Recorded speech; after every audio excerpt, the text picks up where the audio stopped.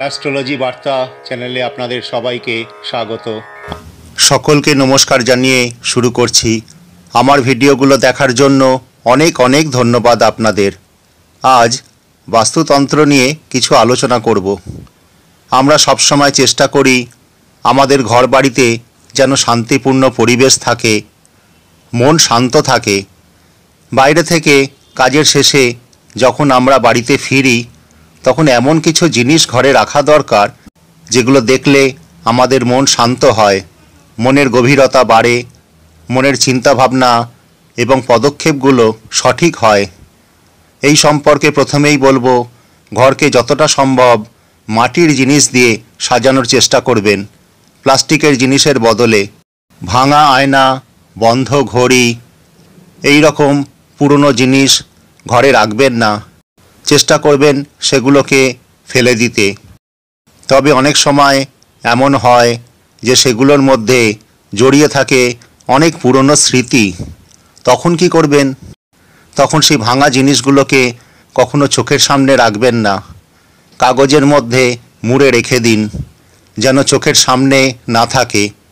পুরনো স্মৃতি যত ভুলে থাকবেন ততই মঙ্গল।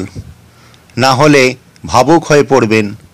পুরনো স্মৃতি কখনো মধুর হয়, আবার কখনো খুব দুঃখের হয়। যেটাই হোক, সেগুলো বেশি মনে না করাই ভালো। বাড়িতে রাখুন হ্যাঙ্গিং বেল। কেনার সময় দেখবেন এতে যেন 6 থেকে 8টা দণ্ড থাকে। এর মিষ্টি মধুর আওয়াজ আপনার মনকে সতেজ রাখবে। মন থেকে দুশ্চিন্তা দূর হবে। নেগেটিভ চিন্তাভাবনা থেকে নিজের মনকে দূরে সরিয়ে রাখতে পারবেন। বাড়িতে নিজের ঘরে একটা ক্রিস্টাল বল রাখুন। এটাও আপনার মন এবং বাড়ির নেগেটিভ এনার্জিকে দূর করবে। নিজের ঘর সবসময় পরিষ্কার পরিচ্ছন্ন রাখুন। ঘরে সবসময় একটা সুগন্ধ যাতে ছড়িয়ে থাকে সেটা করুন। ঘরে একবার বা দুবার সকাল সন্ধ্যায় ধুনো ধূপ জ্বেলে দিন। ঘরে একটা পবিত্র ভাব ছড়িয়ে থাকবে সব সময়। রোজ জ্বাললে দেখবেন আপনি যখন বাইরে থেকে ঘুরে ঘুরে ক্লান্ত হয়ে ঘরে প্রবেশ করবেন, একটা ভালো লাগা অনুভূতি আপনি অনুভব করবেন। এটাও আপনার বাস্তুর নেগেটিভ এনার্জি দূর করতে খুবই কার্যকরী। পরে আবার এই নিয়ে আলোচনা করব। আজ এই পর্যন্তই।